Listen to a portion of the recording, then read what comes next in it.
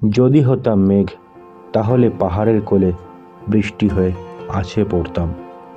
ভোরে উঠে যদি প্রথমেই দেখা যায় কাঞ্চনজঙ্ঘাকে, তবে মনে হবে জীবন সার্থক। সঙ্গে পাখের কলতান, নানা রঙের ফুল, পাহাড়ের কোলে ছবির মতন সুন্দর ঘরবাড়ি। কথায় বলে পাহাড় নাকি কাউকে ফেরায় না, পাহাড়কে কিছু দিলে পাহাড় তার দ্বিগুণ ফিরিয়ে দেয়। কথাটা মিথ্যে। পাহাড় আসলে দ্বিগুণ নয়, 10 গুণ বা তার বেশিও ফিরিয়ে দেয়।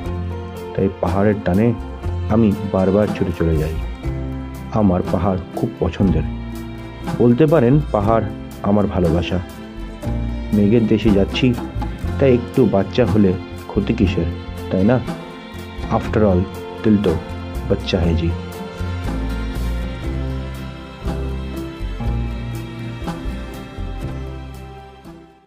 হ্যালো এভরিওয়ান, আমি Amartya and welcome again to my channel Zindegi live. ব্লগিংটা আমার কোনো পেশা নয়, এটি আমার হবি। আর তাই আমার এই চ্যানেলে পাবেন আপনারা আনবায়াসড প্রপার্টি রিভিউ আর ডিটেল ট্যুর ইনফরমেশন। আপনাদের সঙ্গে আরও বেশি করে কানেক্ট থাকার জন্য একটি হোয়াটসঅ্যাপ গ্রুপ ক্রিয়েট করেছি, ডিসক্রিপশনে সেই লিঙ্কটা দিয়ে দিলাম, চাইলে জয়েন করতে পারেন। এবং ইচ্ছা আছে ভবিষ্যতে আপনাদের নিয়ে একটি গ্রুপ ট্যুর অ্যারেঞ্জ করা, definitely with affordable price, budget tour. এই বিষয়ে আপনাদের কি মতামত কাইন্ডলি কমেন্ট সেকশনে জানাবেন, আমার ডিসিশন নিতে সুবিধা হবে।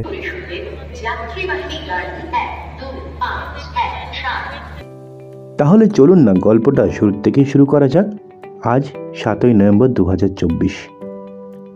আমাদের ট্রেন গুয়াহাটি গরিব রথ এক্সপ্রেস 12517।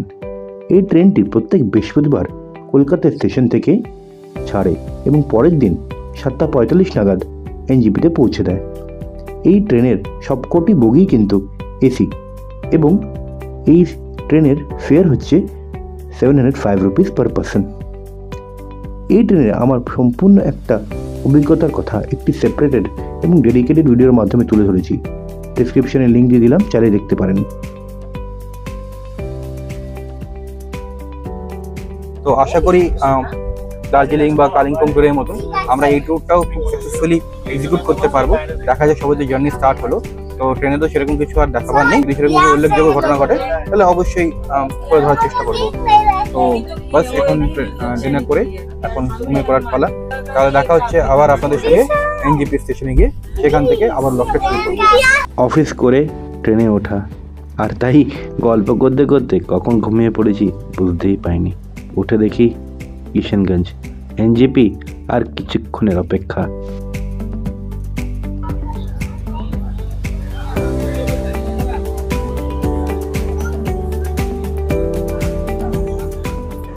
আজ 8 নভেম্বর 2024। তো একদম ট্রেনটা কিন্তু কারেক্ট টাইমে আমাদের ড্রপ করলো এনজেপিতে, লেট একদমই করেনি। তো ভালো লাগলো, মানে এত ট্রেন পাঞ্চুয়াল হবে সেটা আমরা এক্সপেক্ট করিনি। তো ঠিক আছে, আমাদের অলরেডি প্রি বুকিং ক্যাব আছে, ক্যাব স্ট্যান্ডে ওয়েট করছে আমাদের জন্যে। তো আমি এটাই অনুভব করলাম যে এই ট্রেনে মানে গরিবরা ম্যাক্সিমাম সব মানে 90% ক্রাউড কিন্তু সব এনজেপিতে নেমে গেল। মানে ভোরে ভোরে ভোরে ভোরে কিন্তু সব পাহাড় আসছে। যখনই এনজেপি স্টেশন থেকে প্ল্যাটফর্ম থেকে বাড়ি এক্সিটের দিকে বেরোই, তো মনে হয় যে হ্যাঁ ঘুরতে ঘুরতে এসেছি, ফিলিংসটা আরও তীব্র জেগে ওঠে আর প্রচণ্ড এক্সাইটমেন্ট বেড়ে যায়।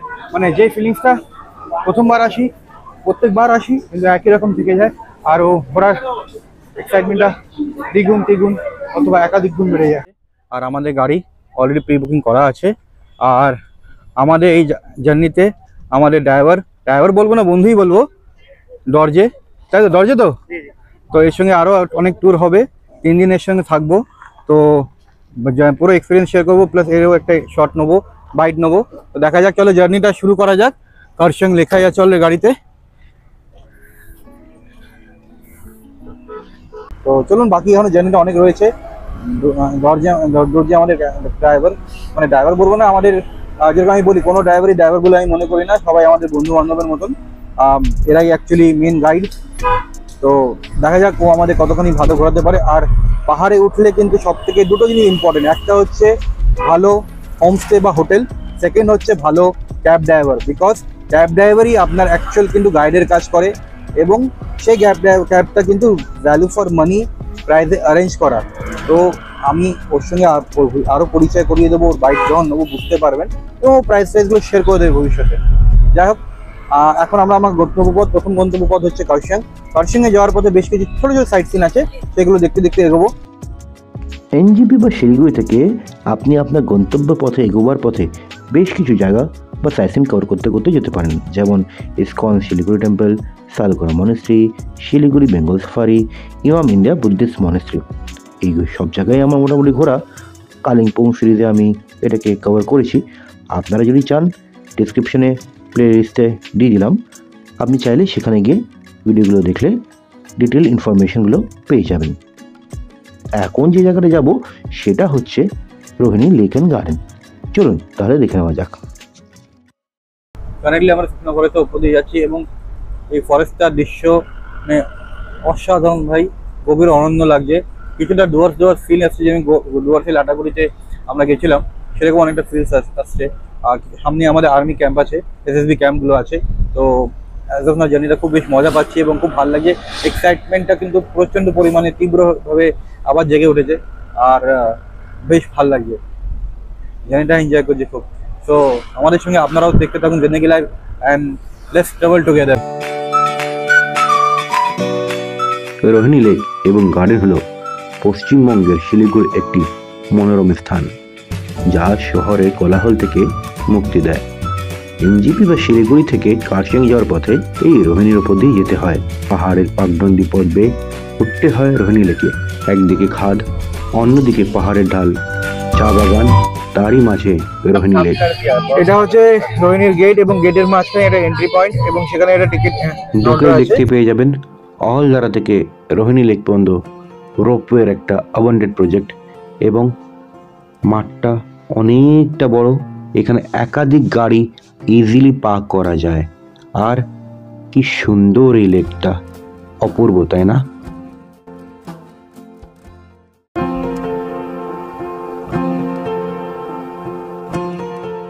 কুয়াশায় ঘেরা পাহাড়ি জঙ্গল, শীতের আমেজ, পাহাড়ের কোলে একটি বড় লেক, আর লেকের পাশে বসে হাতে চায়ের পেয়ালা, সে এক আলাদাই আমেজ। On the way of Kurseong আমরা কটা সাইট সিন করার প্ল্যান ছিল। সেই প্ল্যান মতন প্রথম ডেস্টিনেশনে আমরা চুজ করেছিলাম রোহিণী লেক। এই লেকের এন্ট্রি ফি হচ্ছে 20 rupees per person, below 5 charge লাগে না, ফ্রি অফ কস্ট। অ্যান্ড আপনার যদি 4 হুইলার নিয়ে আসেন সেক্ষেত্রে আপনার পার্কিং চার্জ পড়বে 30 টাকা, বাইক প্রতি 10 টাকা করে। তো এন্ট্রি ফি যথেষ্ট রিজনেবল, এবং আমরা এখন কিছুটা সময় এই পার্কে স্পেন্ড করব, এবং চেষ্টা করব এনভায়রনমেন্ট থেকে যতটা ফ্রেশ এয়ারটা ক্যাপচার করে নেওয়া যায়।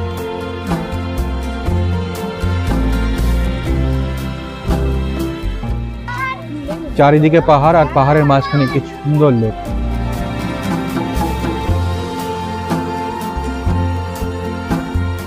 যে এখানকার প্রকৃতিটা কত শুদ্ধ একটা প্রকৃতি, বাতাস এখানকার যথেষ্ট ভালো, এবং একটা মানে ফ্রেশনেস লাগছে।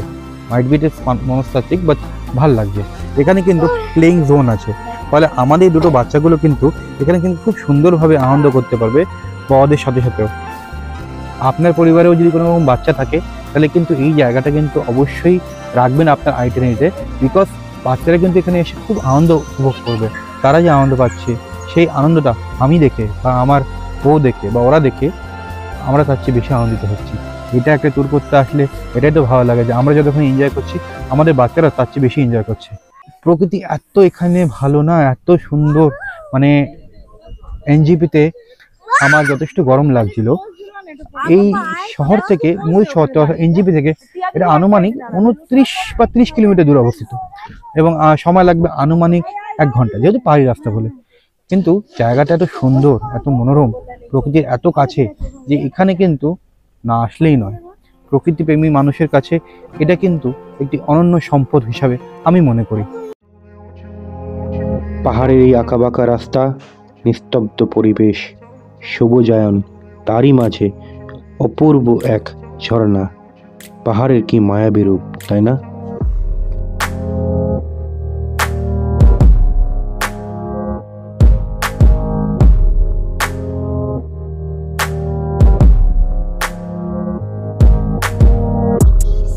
কার্শিয়াং যাওয়ার পথে আমাদের ভিডিও ডেস্টিনেশন গেদ্দা পাহাড় ঝর্ণা, অসাধারণ লাগছে। মানে ঝর্ণার যে একটা স্রোত, তার আওয়াজ কানে একটা সুন্দর গানের মতন বাজছে।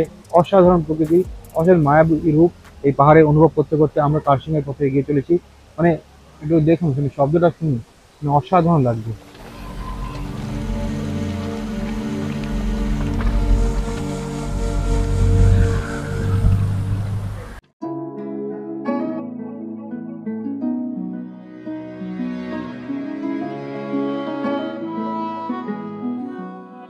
আমার পিছনে এই চা বাগানটা শুধু খেয়াল করুন। প্রকৃতির দৃশ্যটা এখানে এতটাই সুন্দর যে আমরা গাড়িটা কিছুক্ষণ জন্য দাঁড় করিয়ে এখানে একটু প্রকৃতিকে একটু কাছ থেকে অনুভূতি নেওয়ার চেষ্টা করছি। পাশে এখানে চা বাগান, আবার যদি এখানে যদি দেখি তাহলে এখানে পুরো ভ্যালি ভিউটা এখান থেকে দেখতে পারবো। এখানে এক বসার জায়গাও আছে, তো খুব ভালো একটা স্পট আমরা এখান থেকে উপভোগ করতে চলেছি। তো আপনি চাইলে এখান থেকে একটা ছোট্ট জায়গা আছে, এখান থেকে ভিতর থেকে চলে যেতে পারেন চা বাগানের মধ্যে। আপনি কিছুক্ষণ এখানে চেয়ারে বসে আপনি এখান থেকে ভ্যালি ভিউটা উপভোগ করতে পারেন। দেখুন কি সুন্দর লাগছে বলুন তো। ওই ওখানে আমরা রোহিণী লেকটা ছাড়িয়ে এসেছি, ওরকম সাম অ্যারাউন্ড ওরকম কোনো একটা জায়গা হবে। তো অপরূপ এক দৃশ্য, পুরো পাহাড়ি চূড়া, আর এখান থেকে এই পাহাড়ি ভিউ, পুরো ভ্যালিটা, এন্টায়ার ভ্যালিটা এখান থেকে অপূর্ব সুন্দর লাগছে। আর এখানে আপনি চাইলে এখানে বসতে পারেন। আচ্ছা, এটা আপনি জানেন এটা কি? এটা আমি আপনাকে এটা ব্যাকগ্রাউন্ডে জানিয়ে রাখি। বসে এখানে আমি বলছি আপনাকে, আমি এখন যেখানে বসে আছি এখান থেকে ভ্যালি ভিউটা তো উপলব্ধি করছি। প্লাস এটা কেন এখানকে, এটা কিন্তু কোনো গভর্নমেন্ট এখানে বানায়নি বা কোনো পৌরসভা বা মিউনিসিপ্যালিটি, তো এগুলো এরা বানায়নি। এখানে যে একটা নাম দেখতে পাচ্ছেন, স্বর্গীয় হীর শোরপা বলে একটা নাম আছেন। ওনার জন্ম কবে, ওনার মৃত্যু কবে এবং স্থান, এই জায়গাটার নাম কি সেটা দেওয়া আছে। তো বেসিক্যালি এখানে মানে এরা লেপচাদের মধ্যে যেটা হয়, মানে নেপালি যারা, তাদের মধ্যে একটা মান্যতা আছে যে মানুষ তাদের পরিবারের যে সদস্য সে মরে গেল, সে জীবিত থাকতে পারে মানুষের মনের স্মৃতি হিসাবে। তো ওনারা কি করেন, এরকম বসার বিভিন্ন জায়গা করেন। সেখানে যারা এই পথচারী আছে বা দর্শক আছে বা দর্শনী আছে বা টুরিস্ট আছে, তারা এইখানে বসে কিছুক্ষণের জন্য বিশ্রাম নিতে পারেন এবং এখানে তারা এটা দেখে তাদের নাম বা তাদের সম্পর্কে একটু জানতে পারবেন এবং এইভাবেই মানুষের মনে তারা জীবিত থাকবেন। যদিও যে পরিবারের সদস্য মারা গেছেন এবং তারা এরা বানিয়েছে, তারা কিন্তু কখনোই এখানে কিন্তু বসবেন না, কেননা তাদের মতে এটা কিন্তু তাদের যে ব্যক্তি মারা গেছে তার জন্য কিন্তু সম্মানীয় নয়। তার জন্য তারা এখানে বসবে না, তাদের পরিবারের সদস্য বসবে না। তারা এখানে আসবেন এবং এই ফুল মালা চলে যেতে পারেন, কিন্তু বসেন না, অসম্মান যাতে না হয় তার জন্যই এই জায়গাটা তারা বসবেন না। এবং ওনারা বাদ দিয়ে, ওনাদের পরিবারের সদস্য বাদ দিয়ে এখানে কিন্তু যে কেউ বসতে পারে। এই ইতিহাসটা আপনাদের জানা ছিল কিনা কাইন্ডলি আমাকে একটু কমেন্ট সেকশনে জানাবেন। তো চলুন এবার আমাদের নেক্সট ডেস্টিনেশন দিকে যাওয়া যাক। On the way of Kurseong দুটো সাইটিং করে আমরা এখন একটু ব্রেকফাস্টের জন্য দাঁড়িয়েছি। আমার পিছনে যে হোটেলে দেখছি এখানে আমরা একটু ব্রেকফাস্ট করবো এবং করে তারপরে আমরা আমাদের নেক্সট ডেস্টিনেশনে এগিয়ে যাচ্ছি। এদিকটার নাম দিয়েছে ভাবানা রেস্টুরেন্ট, ঠিক আছে, যেটা এই সাইডটা আছে। আর এদিকটা আছে রোডিস ক্যাফে। আপনারা চাইলে ভিডিওটা একটু পজ করে দেখে নিতে পারেন কী কী আইটেম এখানে পাওয়া যায়।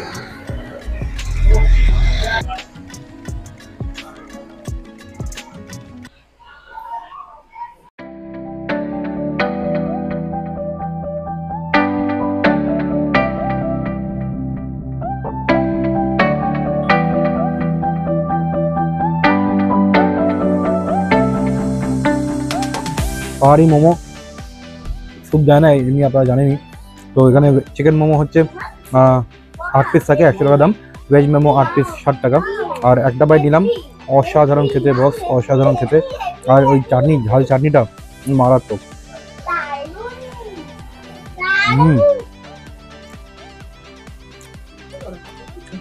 স্টাফিংটাই মেন অ্যাকচুয়ালি মোমোর যে না, স্টাফিংটাই মেন।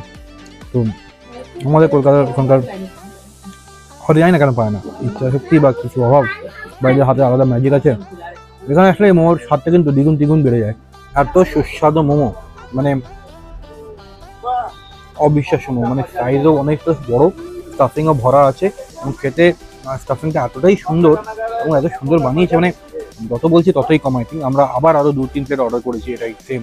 তো লেটস এনজয়। পাহাড়ে আসবো, মোমো খাবো না এমন তো হতে পারে না। আর এত ভালো মোমো পেয়ে যাবো এটা তো কল্পনাই করতে পারিনি। মানে হয়তো আর ভালো ভালো বানায়, কিন্তু আমাদের এটাই ভালো লাগছে। মোমোর পর এরকম গরম গরম চা, কোনো কথা হবে না বস। আগে চাটা খাই। আর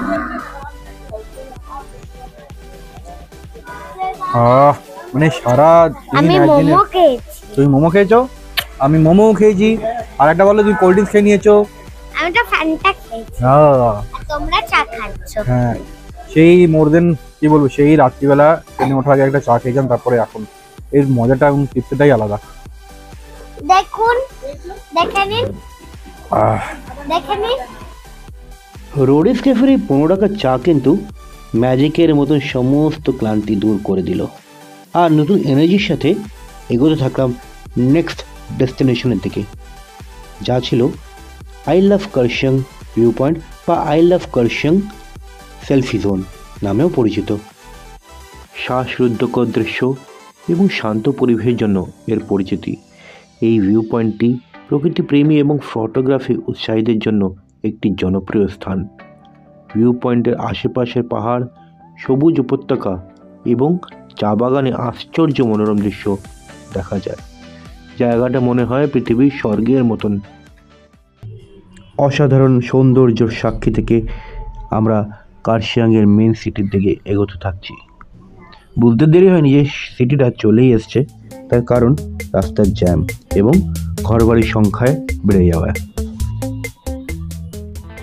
এই ইন্ডিয়ান অয়েল পেট্রোল পাম্প এর পাশে একটা নামকরা হোটেল আছে, প্রধান গেস্ট হাউস।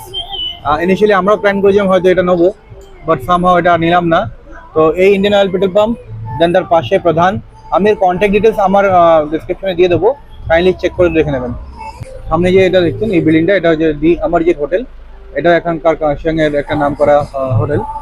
কার্শিয়াংয়ে একাধিক হোমস্টে থাকলেও লিমিটেড কিন্তু হোটেল আছে, তার মধ্যে প্রধান, দি অমরজিৎ হোটেল, আমি যে হোটেলে আছি ওইটা, এরকম আরো বেশ কটা হোটেল এখানে আছে। তার কন্ট্যাক্ট ডিটেলস আমি কিন্তু আমার ডিসক্রিপশনে দিয়ে দেবো।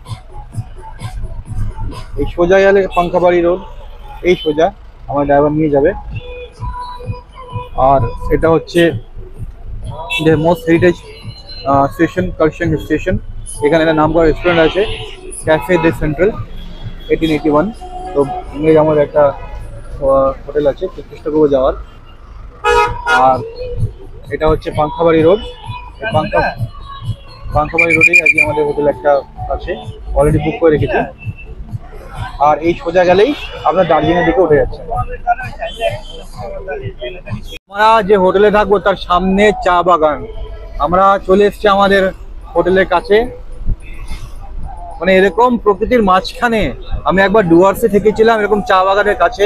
আর এবার থাকবো কার্শিয়াংয়ে।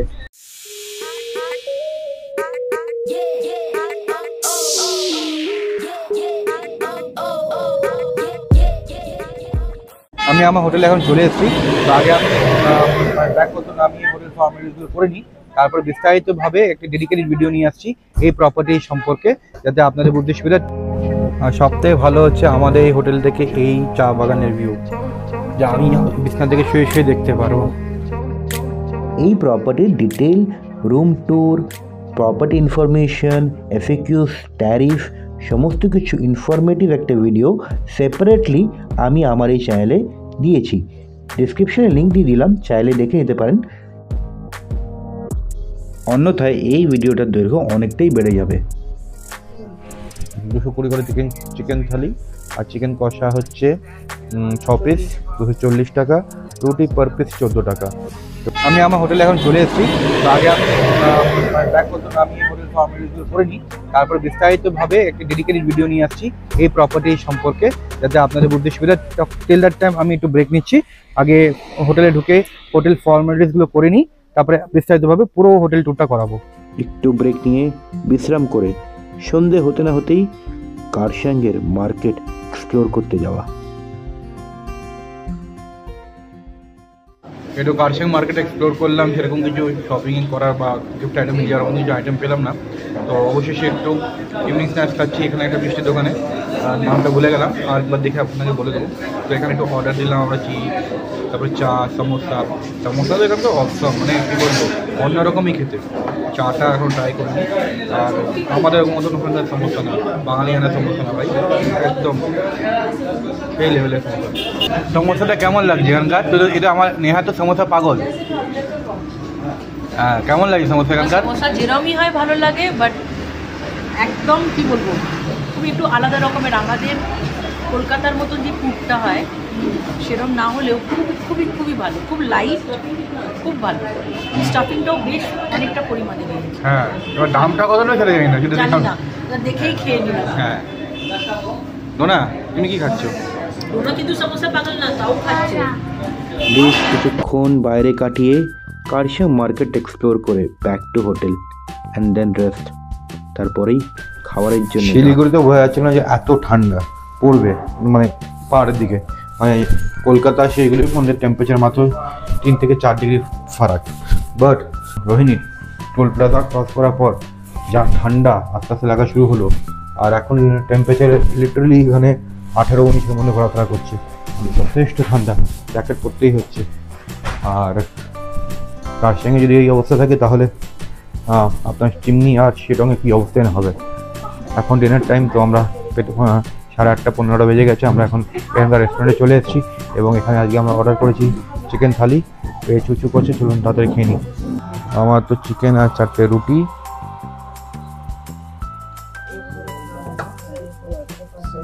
প্রচণ্ড খিদে পেয়েছে, খেয়ে নিই। এই চিকেনটা একটু হালকা করে নিই।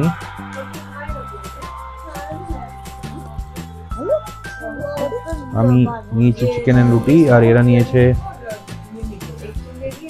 চিকেন থালি, যেখানে চিকেন থালিতে রয়েছে ভাত, ফুলকপি আলু তরকারি, চিকেন, ডাল আর একটু পেঁয়াজ আর পাঁপড়, বাস এই আর কি।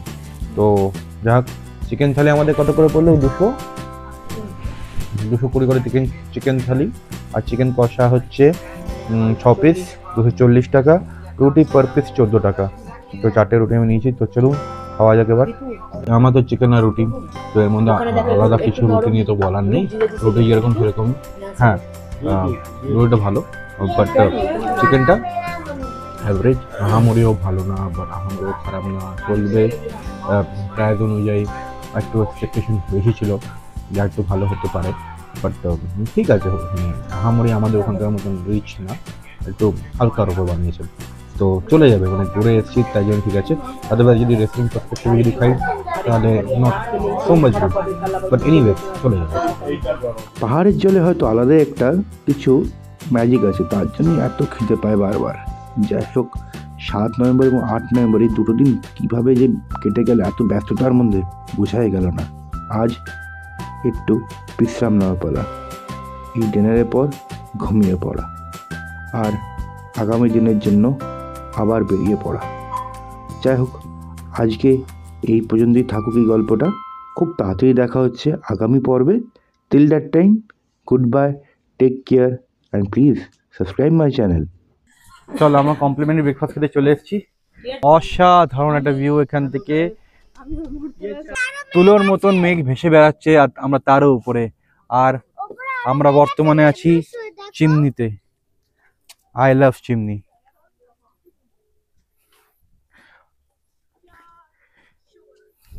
অসাধারণ জায়গা, অসাধারণ জায়গা।